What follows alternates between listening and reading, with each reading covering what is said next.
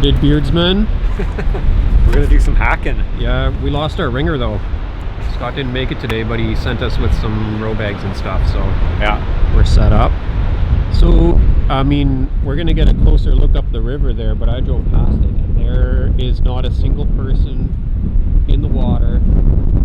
September long weekend, and my understanding is this is like completely unprecedented, eh? Oh yeah. That the river would be empty. No, Peak salmon season. it's only because of the closures. Yeah. So you see all this yellow rope here. The municipality decided that due to COVID risks, they would shut down all river access, although they cannot close the river itself.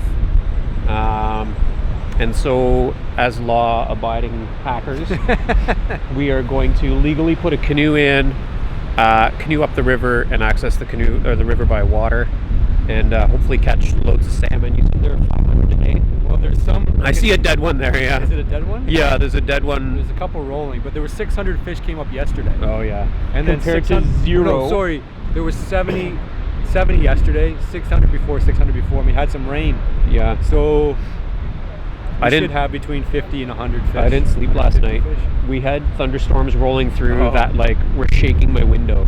Yeah. And they kept me awake all night. Like, oh, there was one rolled right there. So anyway, that's kind of a long introduction, but that's what we're up to. Similar but dissimilar from the last Chinook Catch and Cook. Follow along.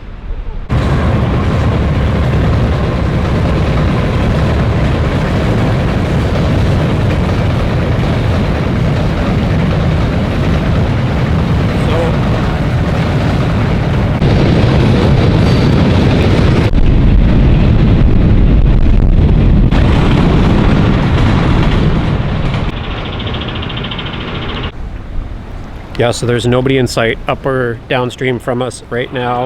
I haven't been here before when it's busy, but apparently this is unprecedented, and I'm excited to experience some of Ontario's best river salmon fishing with hardly anybody around, but a lot of train noise. Small price to pay. Yep. Alright, I'm gonna go and try and catch that salmon right there. That's the plan. I broke my line off on that one that I was hunting down, but we moved up the pool and there's more fish here, and one of them is on the end of Chris's rod. It's a slow fight. Excited about this though. Hey?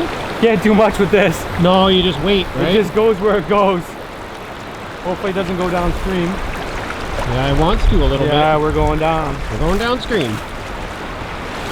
Ta-da! So we landed that fish, and then we were immediately confronted by city police enforcing the bylaw. So we're at an impasse because we're trying to get a hold of M&R to verify that we have a Crown access right to come in by water, and that the city bylaw has no jurisdiction or power here down in the water, because we are like within the bank-to-bank zone where we are fishing. So we're just waiting on that. Just broke off on one, but Chris has one here now, so we're gonna try and horse that in, see how we make out here. Maybe I'll set the camera down and you can try and watch us.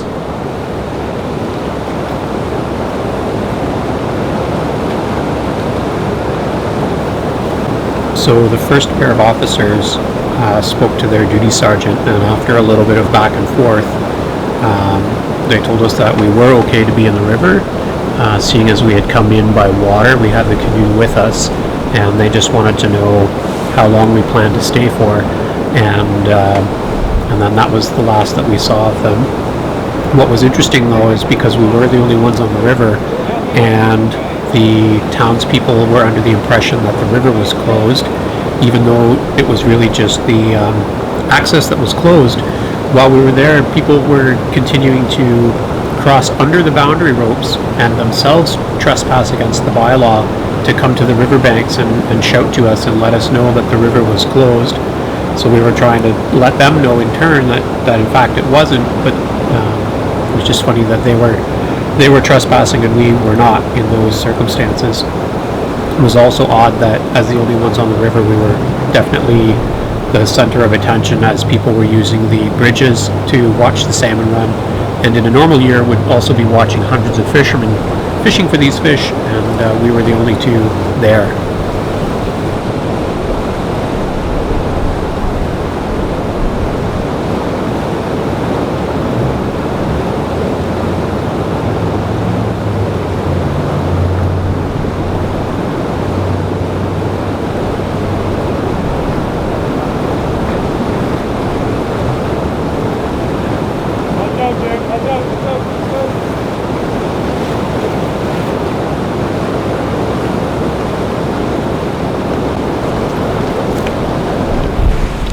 Taking us for a run downstream.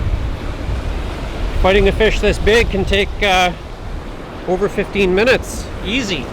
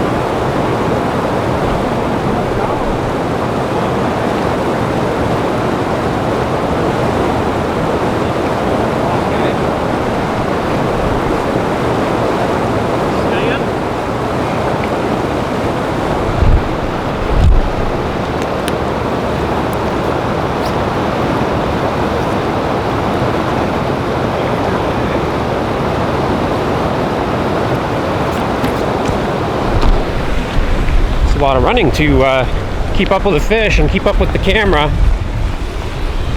Chris is on the run here so he doesn't snap off. The trick is to keep the tension on without losing the fish. Imagine if this river was crowded. Just watch my cameras behind you. What is it?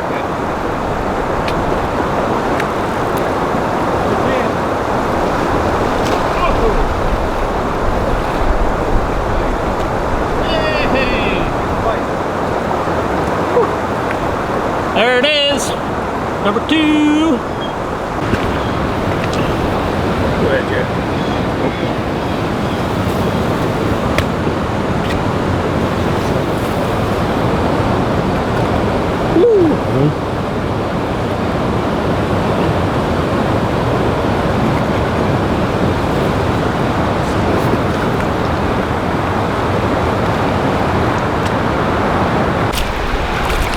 Feeling like maybe after this one we just want to leave because we're getting a lot of harassment, even though as far as we know we're perfectly in the right. But there's another nice fish there.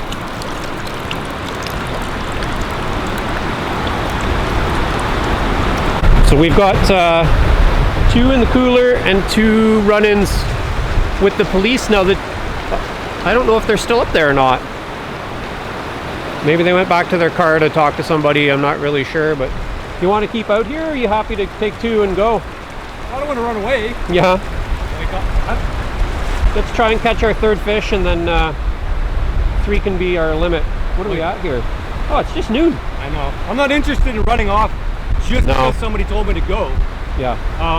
And I think I would look bad if we just like, they'd come up and look and we're gone. Yeah, yeah. It's like an admission of guilt. Yeah, yeah. And probably they want to come back to talk to us anyway, so we'll just hang around for a while and do some more fishing, but I got a long drive home today too, so I don't want to stay out too long. No, that's true. Right? Yeah. But this is, like, we have you can see them jumping the little rapids up there in the background, but we have the whole river to ourselves. Unprecedented fishing, but we are suffering some harassment because of it. And I think this is common. You hear lots of stories because different jurisdictions don't know each other's definitions or regulations, and I think in this case they want to uphold their bylaw and be accountable to their townspeople. At the same time, I think they do not understand Crown land access and where the river boundary is.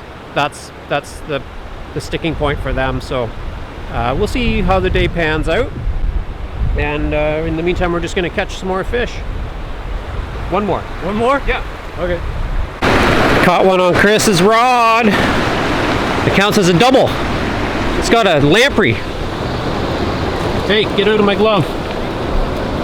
I never saw one before, sea lamprey.